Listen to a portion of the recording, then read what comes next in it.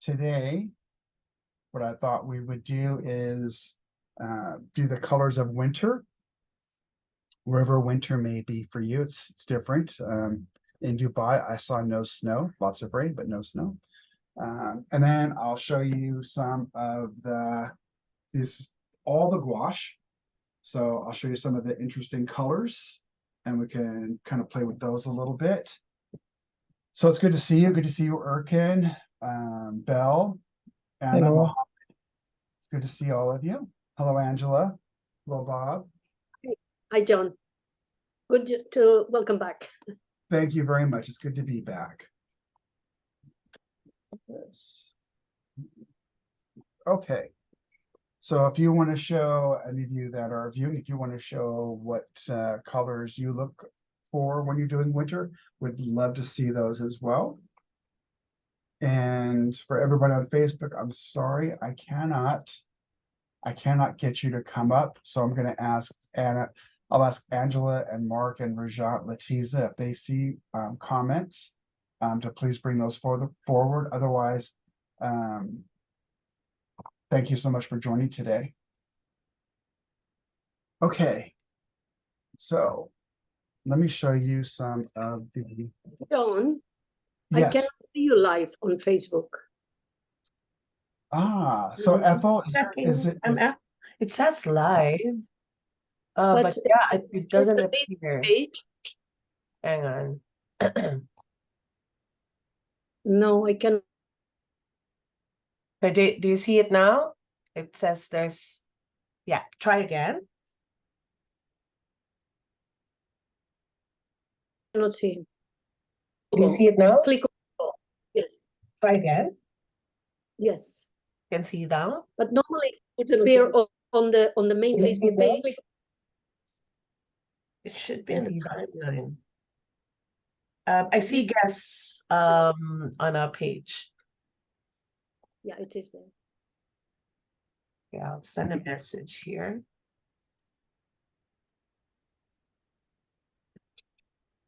Yes.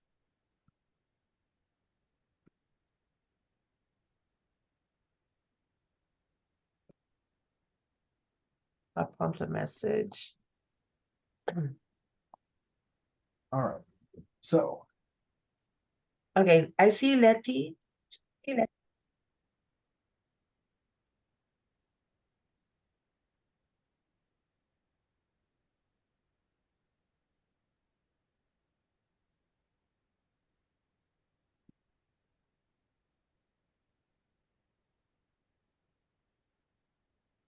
You see, Ethel, it's because you have to click on the logo, but not on the main page. It doesn't appear on the main page. Don't know why. It could be a recent update, but I see Letty now. So I think let me guide our guests. Okay. So it seems like there's something new again on Facebook. So for our friends who are hoping to see us on Facebook, all you need to do is tap, as in TAP, our logo. Currently, you should see our logo with a red rim, and then it says live. Yes, exactly. Yeah. Yes, I can see that as well. If you click on the logo at the top of the Facebook, if you're on a handheld device or iPad, it will open.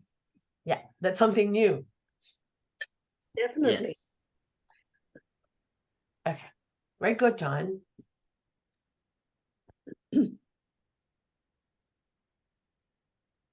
And I think it's best to just drop a line on our timeline in terms of what our friends, the usual way of getting connected on Facebook through live is just to go into our page and our live will appear in the timeline. But today, our guest would have to tap the live, would have to tap our logo to be able to connect to live.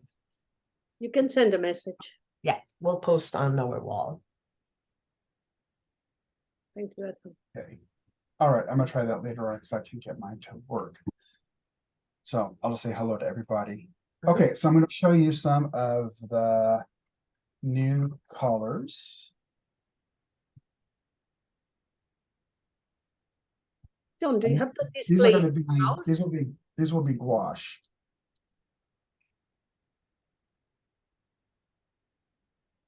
Okay.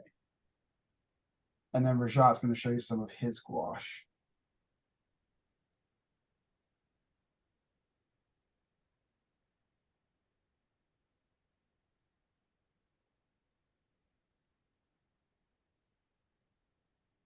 So this is gonna be iridescent sunstone. And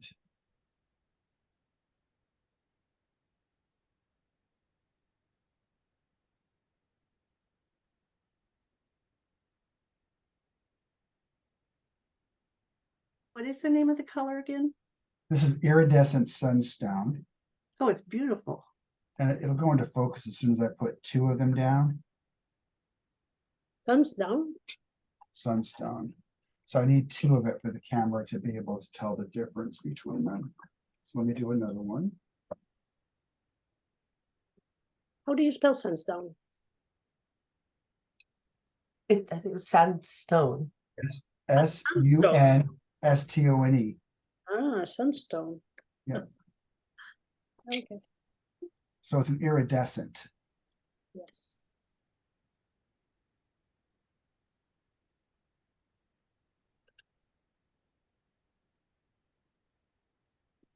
And this one's going to be iridescent gold. Now iridescent gold.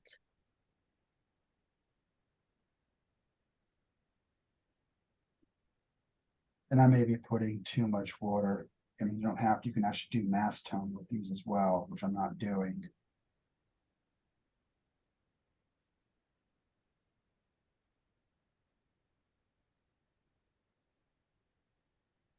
I'm sorry, did you say that that was a gouache? These are all gouache. Oh, thank you. Yep. You bet.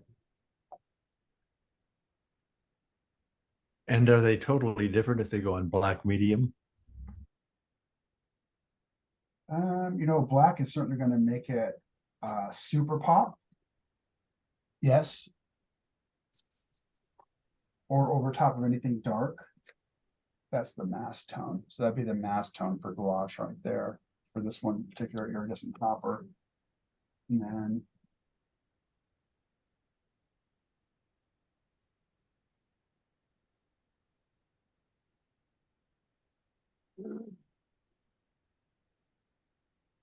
you can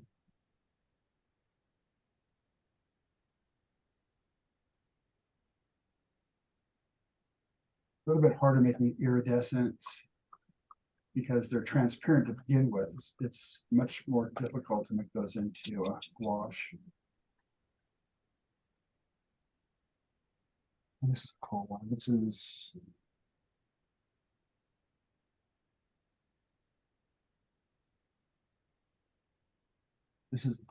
iridescent Aztec gold.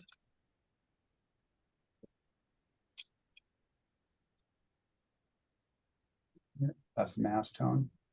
So you could actually use mass tone if you wanted to. It's a gouache.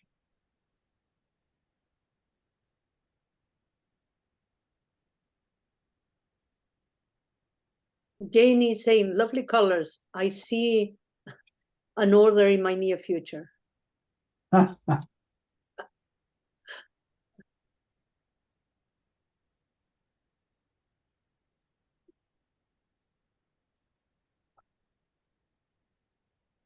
And then I'm not sure if, so Letiza, was neutral tint already, or Giovanni was already a previous gouache?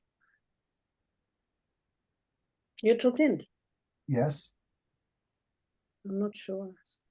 Yeah. No, I think we had lamp black. We got lamp black. Okay. So this is neutral tint.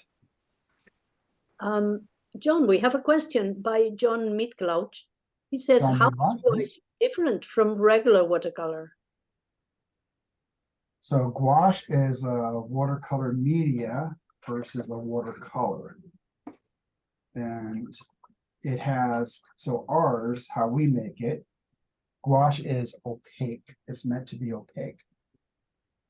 So we just add a whole lot more pigment to get to the opacity. Can't do that with every color that we have. Some of them, no matter how much you add, you would not get it to be opaque. So it's the same gum arabic, it's the same pigment, just more of it. And you can you can paint with both of them. But the gouache is going to be opaque, whereas, for example, any of the iridescence or the luminescence would be transparent in watercolor. Here we've made them opaque. John, what is the last one, please? The last one is neutral tint. Okay. And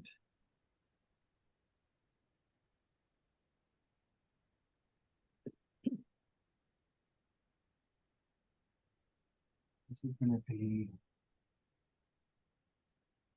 this one's going to be Venetian red.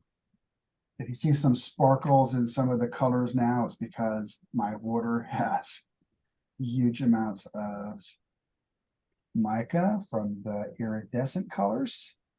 Mhm. And so as I wash, I can get some of it on there. So if you see that, that's going to be what it is. This is the Venetian red. It's really pretty red.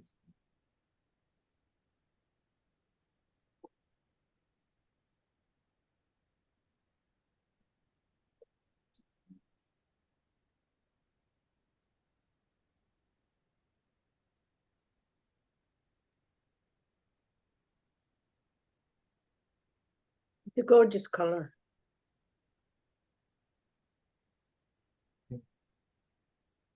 So is it true that you can mix this gouache with watercolors, with regular watercolors?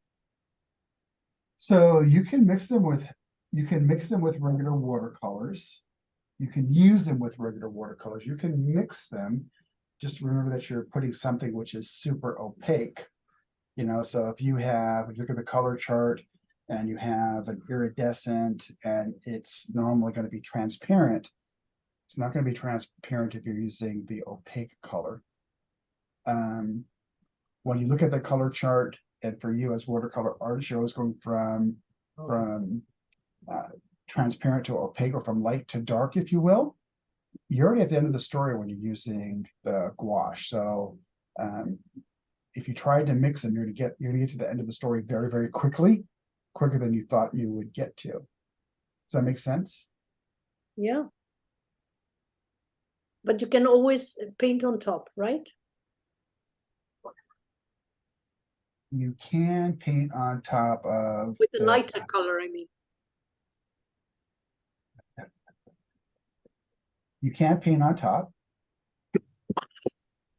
Yeah, 'cause Yeah, I put this over the top here to yeah. get rid of it. Angela, even you can put in a darker color, you can put lighter color on top of that also. That's what I meant, Yeah, you can use that way also. which you cannot do in watercolor. Exactly.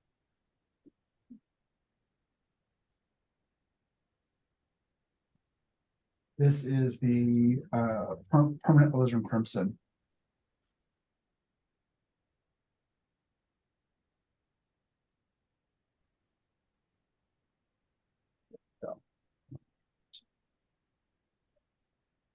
Super beautiful.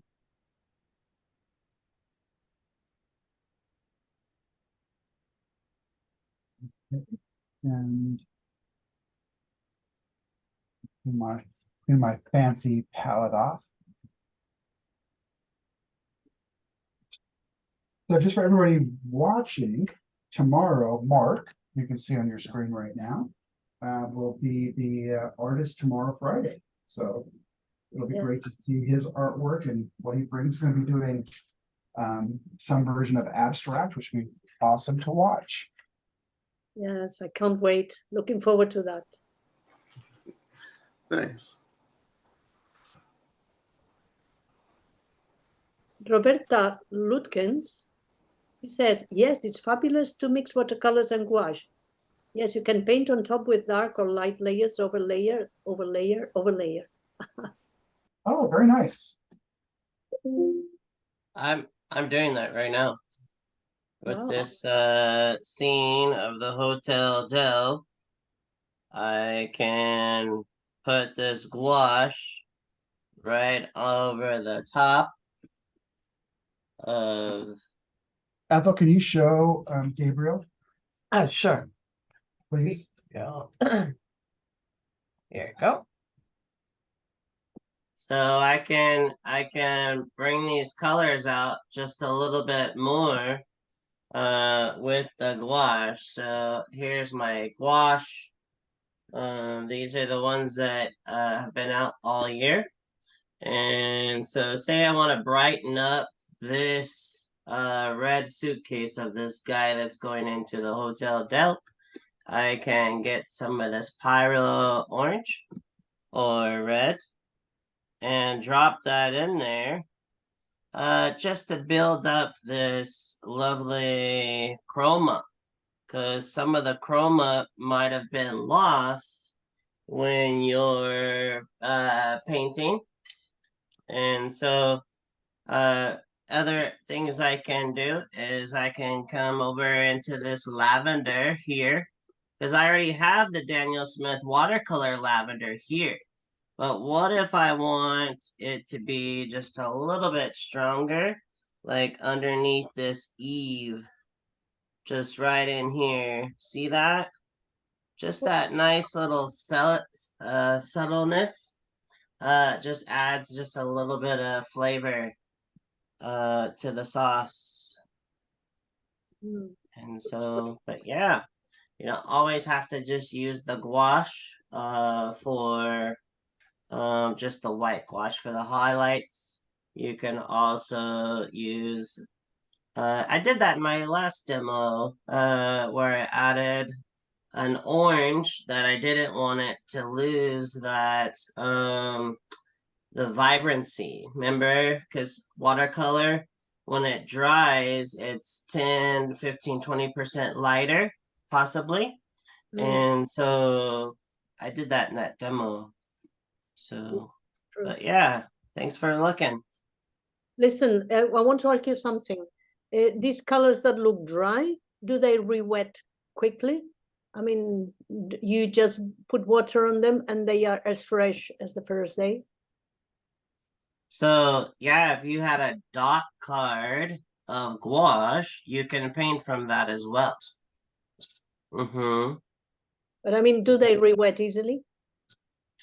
Yes, they re-wet very nice. And in this particular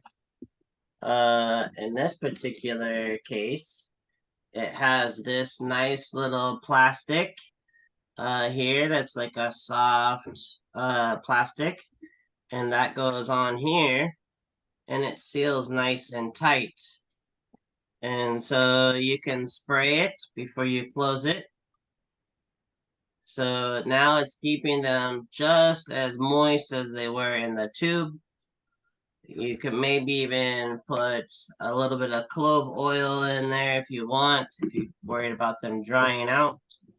But yes, this is now, these have been in here for about maybe 4 or 5 months now.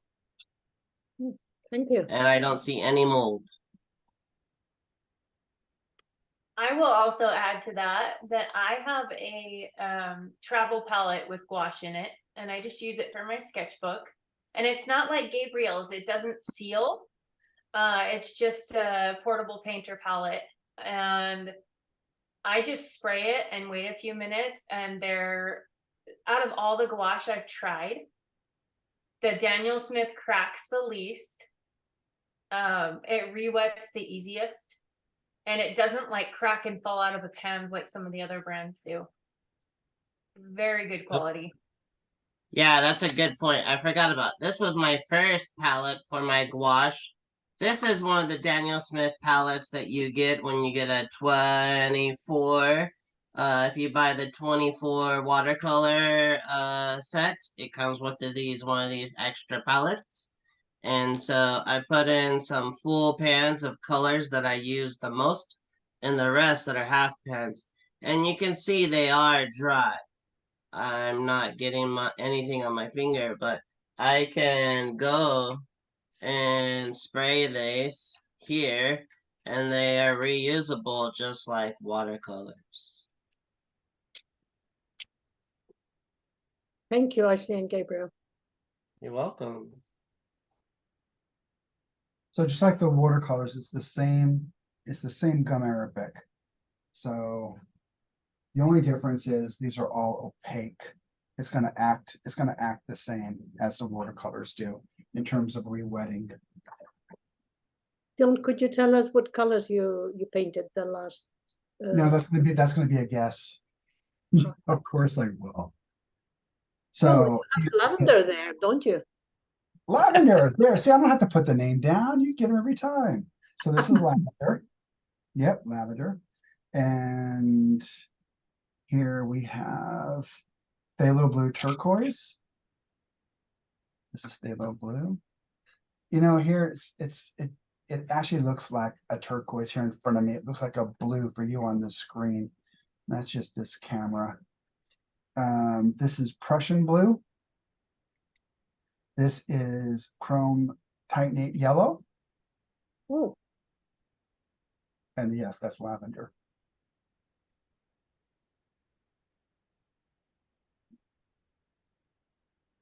Yes, it's they come out they're just really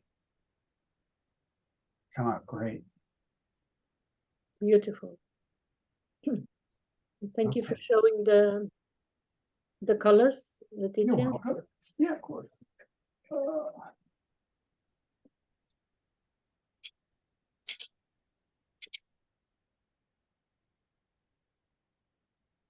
So you may ask, you know, when are they available? They're already available. They're already going out to distributors. When they get to a retailer, it's really going to depend on it will depend on the retailer. Hmm.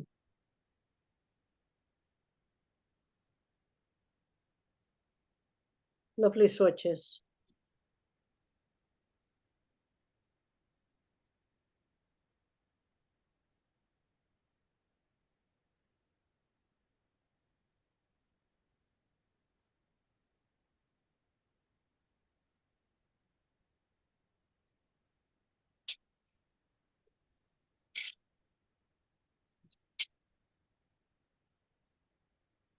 Thank you, Letiza.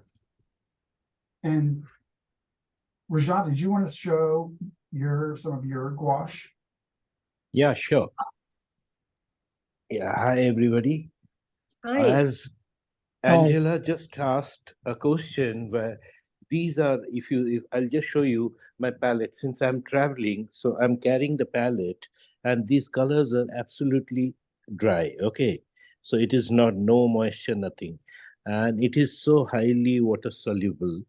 The moment I put some water immediately, and these are my smaller project which I'm working on. These are the eyes of birds, but these are all done with a gouache color, of course, and these are also, I was trying different techniques. Like if you see that here, I have used like a watercolor. I have used them, and some of them are opaque and darker on top, lighter. I have used Very opaque colors. Yeah, so opaque color which I Yeah. have used, and here also I'm making use of, I put the similarly like oil which I did.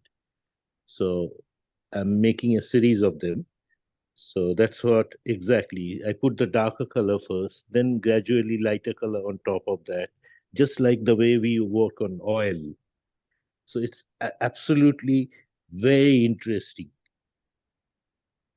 Those are beautiful. Now it is depending on you how you are going to keep the transparency. Like if you see the transparency over here in this size, I kept that typically watercolor transparency, but I have used some of them are opaque. This is an opaque, like this way.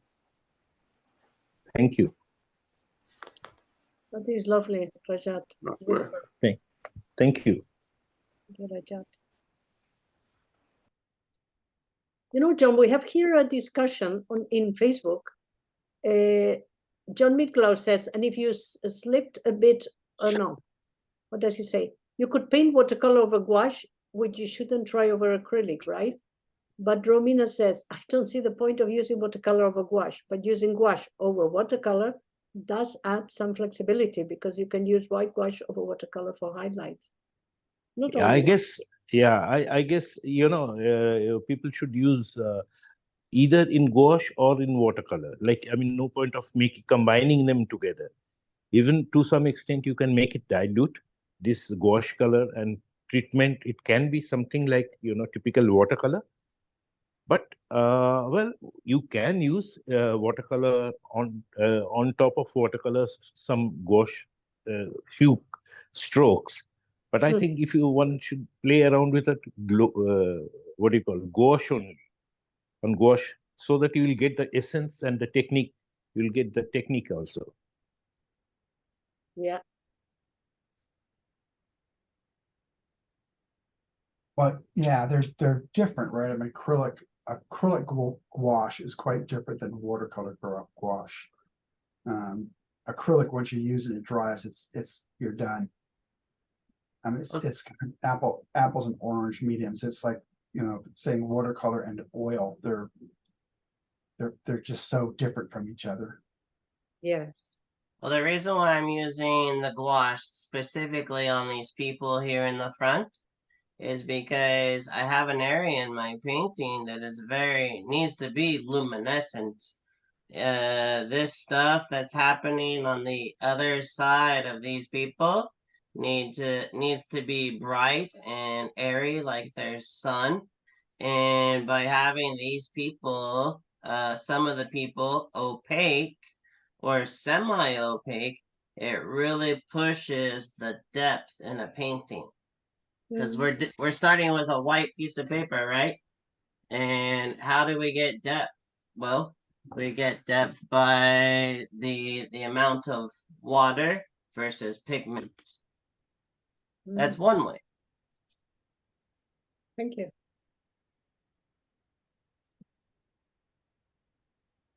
Carrie, are you painting as well?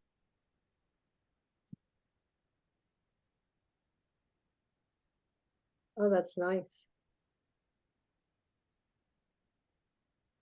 It looks like your Wi-Fi network isn't connected to the internet. No, it's not. Take a look at the help section in your Alexa app. Oops. Sorry, I have my mute on. I am painting. These aren't gouache, but they're my winter colors. Your winter colors. Those are beautiful. This is watercolor though. Yeah, this is the regular watercolor, but when John mentioned doing like the winter colors today, and I always, when it gets cold, gravitate to painting something warm. So these are my winter colors. The Quinn Golds. This is the palette for this one. And this painting. This painting is the one that I had in Fabriano this year. And then this is a demo that I've been working on. And so these are my Pyro Red and Undersea Green. And then they're swatched together. Pyro Red with Pyro Orange. And then I love, this is one I do with my class all the time, when you need to have your Pyro Red or a red be more like a candy apple red, then you glaze with the Pyro Orange. And so Oh, that's a good tip. Yeah, it's really nice. I glaze things. I glaze a lot with the Pyro Orange, and then I'll also glaze the red with the Opera Pink. And then you get these really pretty hot colors, and you can change the temperature. Oh, that's amazing. And then this is Aussie Red Gold into Bismuth Vanadate, and then Aussie Red Gold into Quinn Scarlet. And then that's the Opera Pink into Bismuth Vanadate, and then Sap Green into Undersea Green. And then I really love the combination when you do Quinn Magenta into the Undersea Greens. And I have that in these darker colors of this teapot in this one. But I do love the Bismuth Vanadate, which is an opaque color. I love doing that for like the fiery. So when I have these lights back here, I've got Quinn Gold right now. And then if I take my Bismuth Vanadate, because it's an opaque color, I call it a bully color. So it comes in and does these nice like fire burst if you have a wet on wet application. And so that's how I get those like bokeh, like the lights out of focus look in the background. And then when I need it darker, I'll transition up here into my undersea green. And I do all of my mixing on my paper versus a palette. Really? Yeah, and I got kind of like I was hoarding palettes. And so I just ditched the palette and now I just do all my color mixing on the paper. And then I get really clean washes and vibrant colors by doing that. So this is that undersea green going right on top of Quinn Gold. And then like this is a hard line. So this is dry right now and this is wet. If I want to make that softer, I can get my Bismuth Vanadate, like I talked about that bully color because it's an opaque color, and drop it in right there to kind of make that edge a little softer. And then I can come right over the top and you just start to soften up. And I like in backgrounds, you know, sometimes it's hard to have those transition areas. So I like to give myself in my composition kind of stopping points. See how I have like these glass pillars in this one or these string lights. So I give myself sections so that when I'm doing these backgrounds, I have some natural stopping places so that I have kind of work in small wet on wet areas. Well, Carrie, this is amazing tips, really. Oh, thank you. I agree. I love how you do it in sections. I think for me, that would be really encouraging because often I'll do like one layer on the whole thing and it looks like absolute garbage and I get discouraged. You know what I mean? Right. And but that's what like you have sections that are like done. Right. I think that's why I developed that way because I would get frustrated. You know, and a lot of painters, especially students, I noticed you'll have that adolescent phase of a painting. That's what I call it when it's kind of I have teenagers. I can attest to this. They're not quite formed, right? So you have this adolescent stage, and you might abandon a painting because it's not working out. You know, if you do like a layer, you know, layer and layer, the whole thing. So I kind of feel like I'm like a printer, like cha-chink, cha-chink, you know, I paint like a section at a time. But like I said, when I'm doing my compositions, I'm very mindful to have these compartmentalized sections, so I have stopping areas to allow myself to be able to do that. So that is all something, I'm a very planned person with my compositions. So those are all things that I'm working out ahead of time. That's my Quinn Gold. I'm going to drop some of that Bismuth Vanadate in here to make this lighter. This is like mixing on the paper like I was talking about. Amazing the use you give to these Bismuth Vanadate. I will use it. I definitely love it. I used to use quinoptolone. I may be saying that wrong. Quinoptolone yellow was my go-to, and then when I started doing more of these, you know, these scenes with all these lights that are out of focus and everything, I moved to the Bismuth Vanadate because of the opaqueness. Which I mean, you can add more water and use it more transparently, but it will do this. You know, I really wanted a yellow that would take charge. Wow. Yes. Hopefully. And the way you integrate the edges and you can make them right. Yeah, so now I'm taking a thirsty brush, a clean brush with no water, and just kind of going in, it sucks up some of the pigment, and then I can kind of blend a little. But anyway, those are my warm colors and my warm mixes right there. So when it's cold, you use warm colors. I do. But now I'm painting something now for a painting, you know, something that will be a summertime exhibit, and so I am switching to cooler colors. But I do, when I get cold, I'm like, let's paint something warm. Excellent. Yeah, that's incredible. I could watch you paint for hours. Thank you. It takes hours, so that's good. Thank you so much, Carrie. Thank you.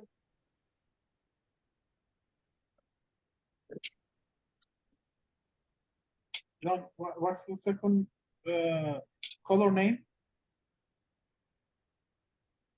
I'm sorry? What is the name of the second color that you put? This is orange. This is Pyro Orange.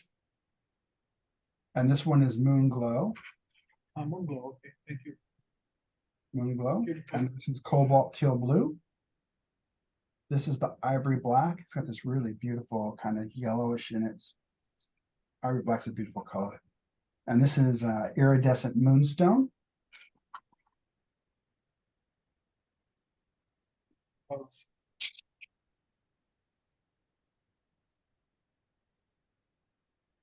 And this one, these are the 3 environmental friendly oxides. So this is going to be the brown.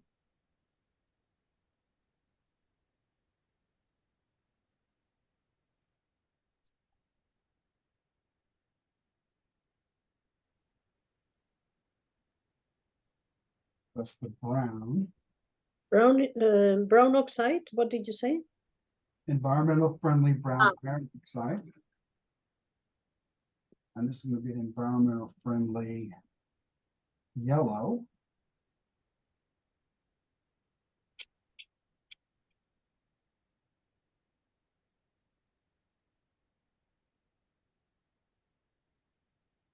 The yellow.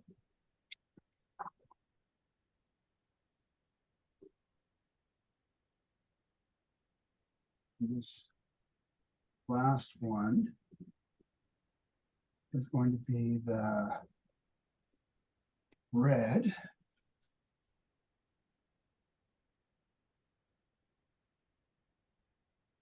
And actually here you can actually see this red.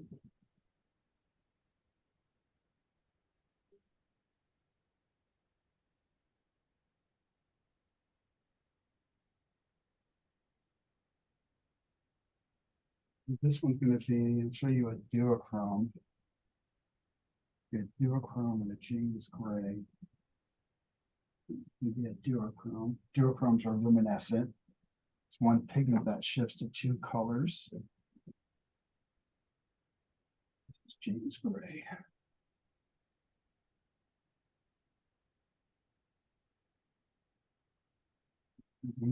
Obviously, What duochrome is it? this duochrome is duochrome mauve. Can't get that. Duochrome MAUVE. Mauve. My mauve. Oh, That mauve. sounds good. That sounds good to me. Yeah. And the last one is, so I'm mixing this with water. You can actually do these mass tone. And that's the beautiful part about watercolors, and probably the part that takes a lifetime to master, is how much water. And that's James Gray.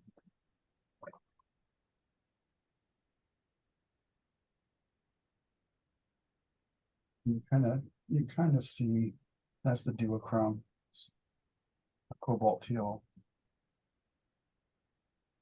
So I probably use less water, but even with the high amount of water, the pigment load is just through the roof.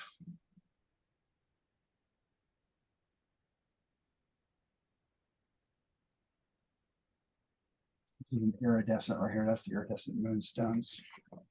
It's really, really. So I'll change these colors out. Ashley, do you want to show, it was interesting seeing how you use the quinacridone. Can you show people how you use the quinacridone and explain it? Absolutely. Let me grab my sketchbook.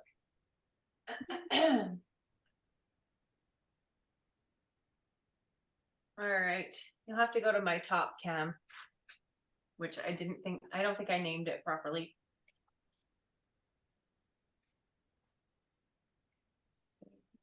Okay, so when I purchased the gouache, I purchased 3 primaries, a white and a black. And so here I've got my primary red, which is actually not a red at all. Let me zoom in a little bit. Quinacridone magenta. I really like the warm, or sorry, not the warm, the cool magenta as my primary red, because as you can see here, I just added my primary yellow, which is Hantha yellow light. And as you add that yellow to the magenta, you start getting these gorgeous reds. So it's really versatile. And then as I added ultramarine blue, I'm getting these really beautiful purple and violet tones.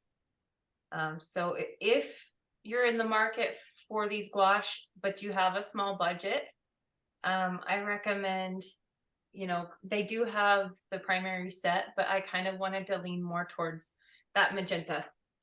And then also when you add black, so this column right here is just by adding the black, you start to get some really cool tones. And then this one's just adding white progressively. And then this is kind of my palette leftovers. You can achieve so many colors with those 4, 5, well, I guess it's 5, 3 primaries in black and white.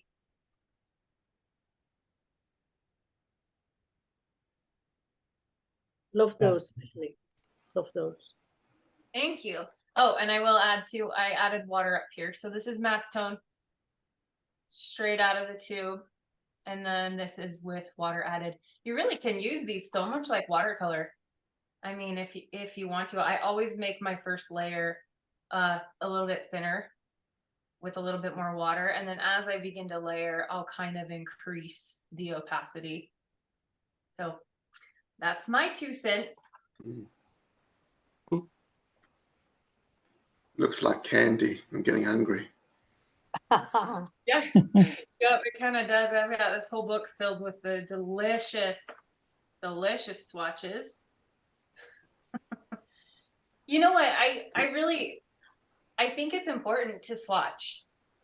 I mean, you learn your medium, and I'm new to gouache. So for me, I really needed to swatch and play and kind of like get a feel for it, because it is different than watercolor. It feels different. Yeah, So just by this practice was just me adding white to all of the different colors that I have. And I really began to get a feel for it. And then this is just my palette leftovers. And as you do this, you kind of start to feel like, okay, I know now how much water to use. You really begin to, it's not really something somebody can explain to you, and you can't be like, this percentage of water. I'm not very scientific. It's more for me about the way that it feels on my paintbrush and the way that it glides across the paper. Actually, your colors are beautiful. After your first 3 colors with the black and white, what were your next choices in the gouache? Are you talking about this page? Yeah, you have your Hansa yellow, your ultramarine, your black, your Quinn magenta. What were your next choices to try in the gouache? I actually, so I won't lie to you, this is a different brand. Please don't fire me. This is a different brand, so, but I actually have kind of a wish list. And the ones that I want the most are probably wisteria, lavender, because for me, like, I was able to achieve some of those colors through mixing.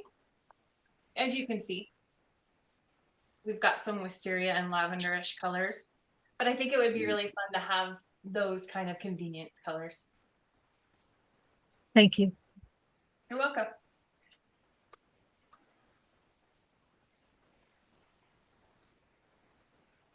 Ethel, I've got a couple of paintings if you would like me to share. That'd be great. Okay, I'll put the other camera forward. We cannot rename it, but you have 2 cameras now, right, Angela? yes, but I wanted to rename my top cam, but I I'll do couldn't. that. Okay, I'll do that there. Yeah, thank you. Well, here there are, I don't know, maybe here, 2 paintings, and with I have other also winter colors that I like, but this is a light wash. I find that the contrasts are less powerful in winter very often, and so this is like a very light moon glow color, a moon glow wash with a little bit of opera pink, very light. And here you can see again the opera pink. I don't know if you can see it now. There is some opera pink, and it combines so well with the moon glow. The moon glow for me could be a very wintry color, and this is cobalt teal blue, very light. All the colors are very light. No, and this is quinacridone gold. Yeah, Angela, excuse me, what kind of blue you have? Cobalt teal blue. Ah, thank you. Is turquoise. It's great. Looks cool colors. Nice. Yes, thank you. And here there is another one. This is a bit more powerful, but this is like that.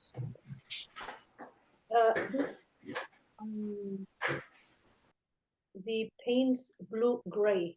I like that color very much. Mixed with the ultramarine blue. So also two wintry colors for me. Depends how you use the ultramarine blue, because it can represent the sea, you know, in the summer. But if you use it together with the Payne's gray here, it mixes very beautifully. You know, if you can see the detail here.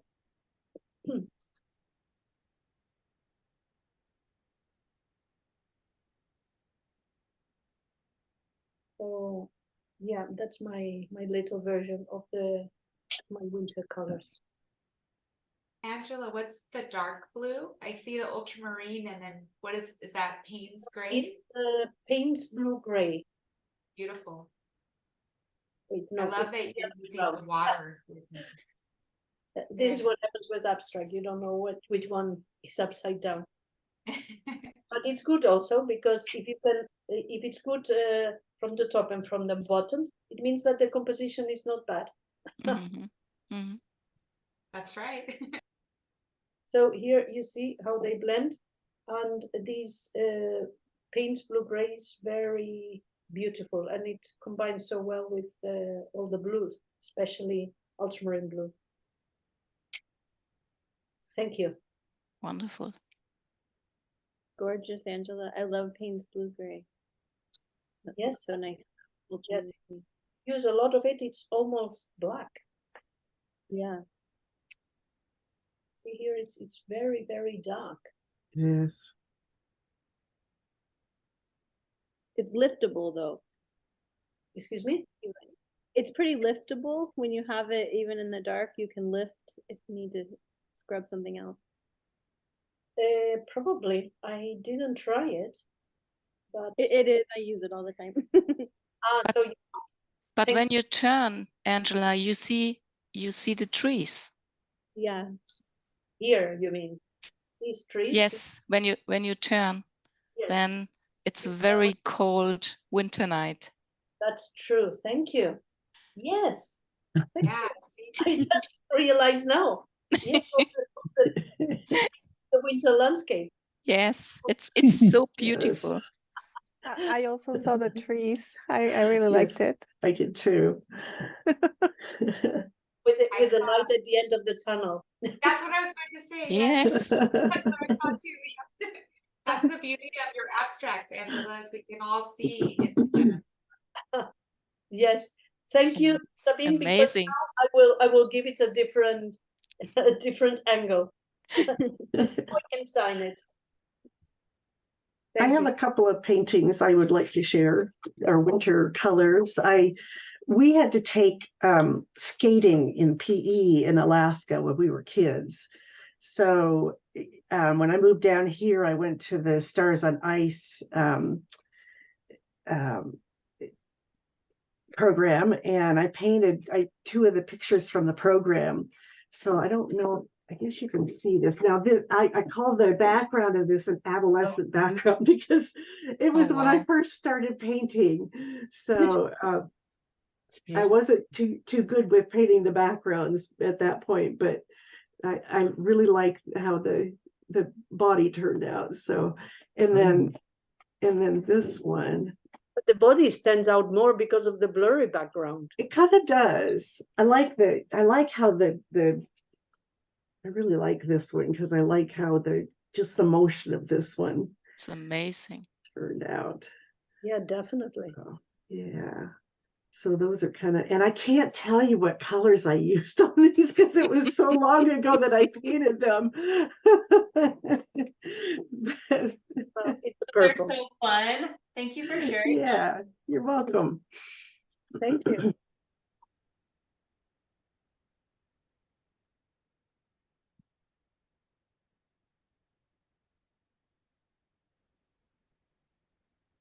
John, are you swatching more? Yeah, these are, I'm swatching 5 more after this. This is the hematite. Hematite's really just a My such God, an awesome the color. granulation there is incredible. And this is cad yellow medium. This is quinacridone purple. The next one is quinacridone magenta. And then indanthrone blue, followed by bloodstone. Wow. These Primatex, well, they wouldn't be So called beautiful. They are really cool. No, Don, what was the first one before yellow? hematite. Hematite genuine. Thank you. I call that elephant skin gray. It's so Do good you? for elephants. That's a good way of thinking about that. It is true. It is totally. Let's see, this is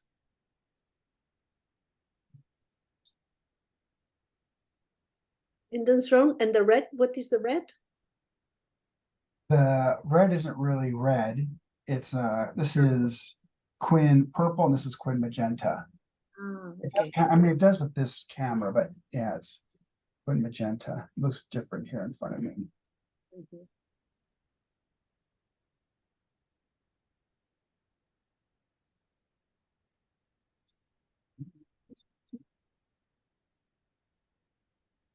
Okay, so And the yellow, could you tell us the yellow again?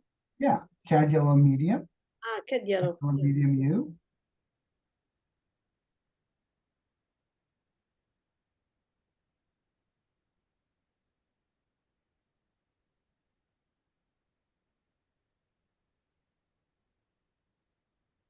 And this is going to be the wisteria. Angela was talking about wisteria. So we've done lavender, and this is the wisteria.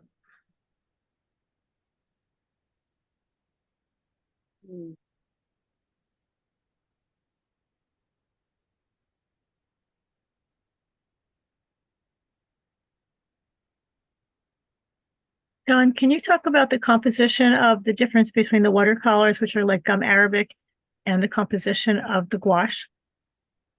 Yeah, sure. They're everything's exactly the same with a twist, a little bit of a twist. So the binder in both the gouache and the watercolor are both gum arabic. The pigments are exactly the same. The only way that we're going to get opacity for the gouache is by using much more pigment, 2 to 3 times the pigment load. So that's the difference. Otherwise, they're the same. Would you say there's more pigment in the gouache or in the pans? Nothing has the pigment load of the gouache. So the gouache is going to have absolutely the most. Okay. But it's kind of different in that. So when we're talking about the pans, the sticks, and the tubes, we're talking about the amount of water. The pans have the least amount of water. They're the most concentrated because they have the least amount of water. The sticks are next. They have less water than the tubes. When we talk about the gouache, it's the pigment load is much more than any of those other 3. It has the most pigment because it's the only way for us to make it opaque. Does that make sense? Yes. Yeah. It John, does. It's the a great question. wisteria, please. The color before the wisteria. This one, Yes. bloodstone, bloodstone. Ah, bloodstone. Yes. Thank you. You're welcome. And this one is going to, this is phthalo. This is phthalo blue. This is the green shade. And by the way, the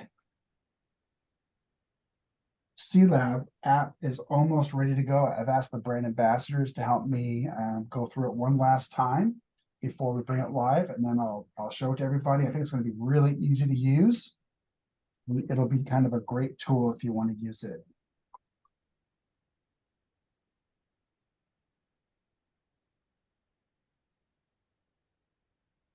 Okay. This is King's Royal Blue.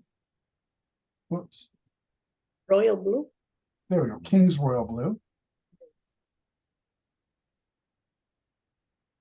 Yan Min's color. Yes. And this one is cerulean blue chromium. Cerulean blue chromium.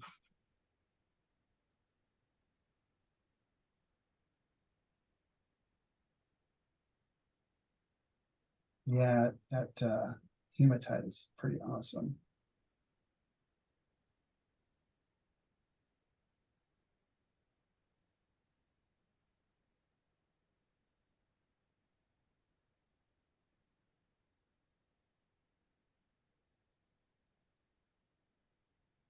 So I think the last two I wanted to show you really quick. Actually, last one.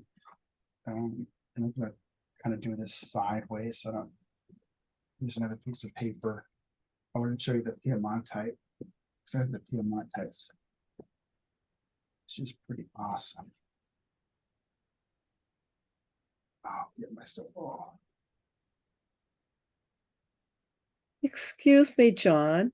Yep. Are these all gouaches? Yeah, so the what I'm showing you is all gouache. Thank you. You're welcome. I have a question, John. Would this be also called Primatech in gouache? One more time, please. Would these colors, the Primatech colors in watercolor, would they also be called Primatech in gouache? You know, they're Primatech. I don't think we're labeling it as Primatech in the gouache. The answer is yes, they are. It's the same pigment that we use that I process from the minerals to make the watercolors. It's just more of trying not to confuse people. Okay. Probably not to confuse myself. But yes, it's the same exact pigment. In fact, I'm going to show you Piemontite right now, which is a Primatech. Yeah. And this is the Piemontite in gouache. And I think that's as Gabriel, as Ashley, as all the artists were saying, you can, you know, it's just the magic always becomes how much water you do or don't use. If you want it to look like a watercolor, you should probably use a watercolor. Because the only way to get this down to a watercolor is to deconstruct everything that we've done to make it a gouache.